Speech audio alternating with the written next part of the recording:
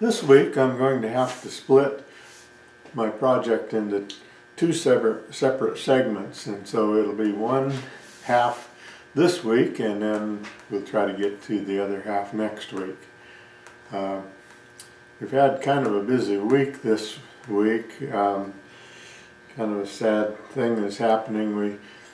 One of our relatives has lung cancer, and this person is not expected to live very long, maybe a week or two, and we chose to go down and visit with this gentleman. I didn't know that he smoked, but he was pretty much a lifelong smoker until the last 15 years of his life. Lung cancer is pretty nasty stuff, and I'm just commenting about this because any of you young people who are watching this and have the idea that you're not going to get lung cancer, be aware of the fact that our relative didn't think the same thing. He thought that he would never get lung cancer. That was for someone else. Well, sadly to say, that isn't how it works. So think twice before you get the habit of smoking going for yourself. Enough said. Anyway, let's get on to the first half of our American Girl doll bunk bed. First of all, I'm going to cut a crown on the headboards, and here I'm holding one up for you to look at. This is just a piece that's of 1/2 inch material, and we'll cut a crown on it with the scroll saw.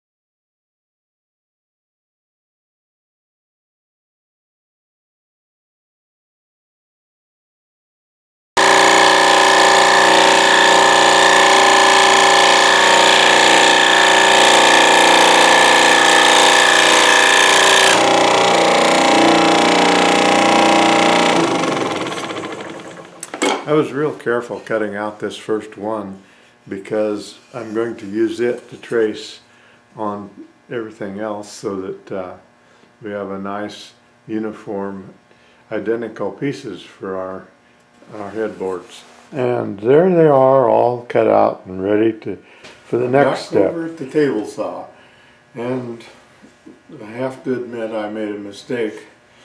I tried cutting my profile on the top of the headboards before I had put the tenon on each end of the headboard piece.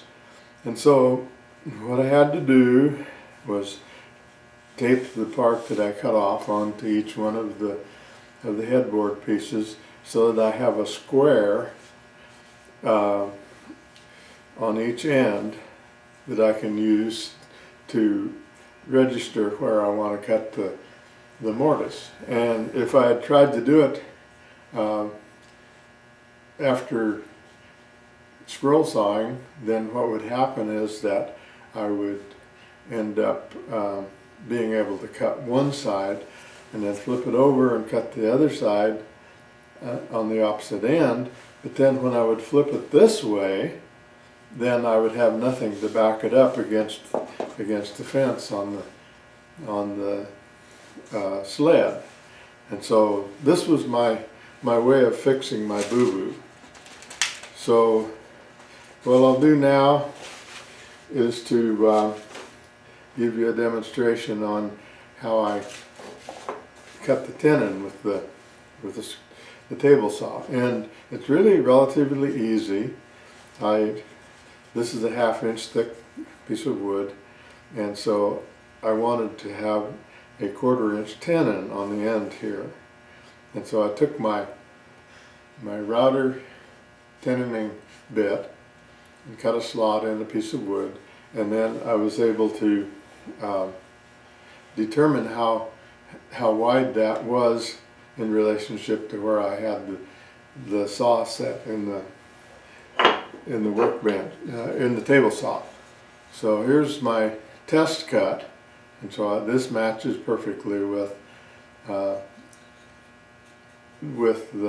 tenon that I test cut. So this happens to be exactly the same length it was. It isn't now, but originally there was a piece like this that was exactly the same length as our headboard piece is going to be. So I was able to set up a fence, stop, and set the height of the blade, and now we're going to go ahead and cut our first cut. After we do that, then we can nibble away sawtooth width at a time until we have our mortise cut completely clean. And then all it takes is about one swipe of a piece of 80 grit sandpaper, and the thing is going to fit right in there just like a glove. So I guess maybe we're ready. Let's see what happens.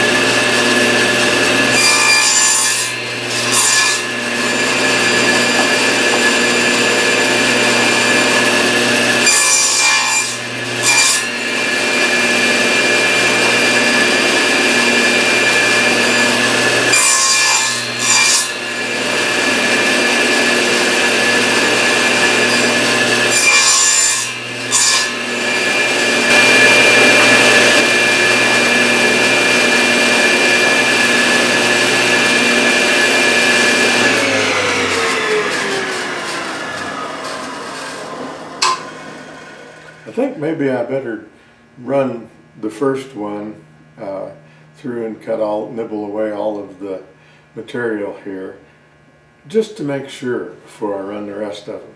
That way I haven't wasted all of my hard work.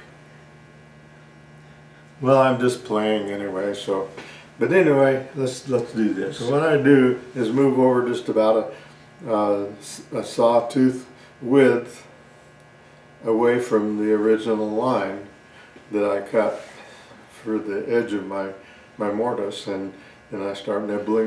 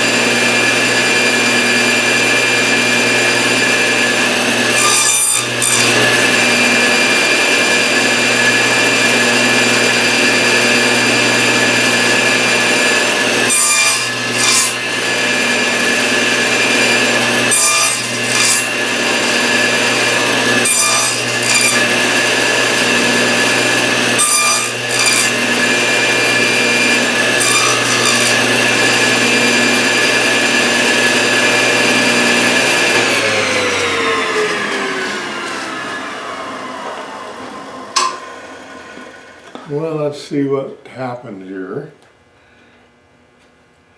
Oh, that fits really good. Okay.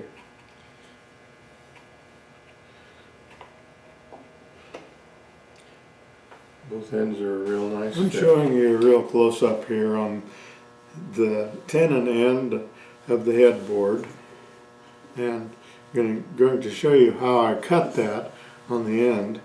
I need a little bit of a relief here in order to hide the mortise that I'm going to cut in the upright. So what I do first is to take my X-Acto knife and just kind of make a little track here for my pull saw to line up with, and that way I don't splinter anything, because this is a pretty delicate area right here, and we want it to look real nice. So just make a little bit of a spot here for the pole saw to go. Come on. There we go. Now you may not need to do this, but I have a lot better luck doing it this way, and I don't have near so much problem with the saw trying to split the wood. So now we'll just cut this down just about 1/4 of an inch so that we have a nice little clean step on the end of our headboard. Okay, the chisel now. We'll line it up with the bottom of our cut. And we can pop that out of there. Next thing is I've got a little square block here that I use. I have sandpaper on 3 sides and nothing here. So I can put it up against the shoulder like this, and I won't affect the shoulder any. Cutting this kind of round here. And there's the finished product all ready to put the uprights on. The next portion of what we're going to do on our bunk bed build is to cut a mortise in each one of the upright pieces on the head close-up on the top of the router table. And what I've done is mounted a 1/4 inch spiral bit in the router, and I've also put stop blocks here that are exactly in the right position to cut the mortise for our upright pieces.